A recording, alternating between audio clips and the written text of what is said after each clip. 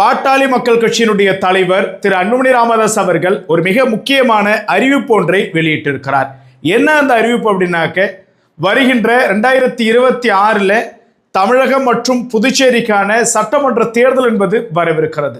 இந்த சட்டமன்ற தேர்தலில் பாட்டாளி மக்கள் கட்சியின் சார்பாக சட்டமன்ற தொகுதிகளிலே போட்டியிட விரும்பக்கூடியவர்கள் சென்னை ஈசிஆரில் அமைந்திருக்கக்கூடிய பனையூர் பாட்டாளி மக்கள் கட்சியினுடைய அலுவலகத்தில் வருகின்ற டிசம்பர் 14ஆம் தேதியிலிருந்து டிசம்பர் 20ஆம் தேதி வரையிலான இந்த விருப்ப மனு என்பது பெறவிருக்கிறாங்க.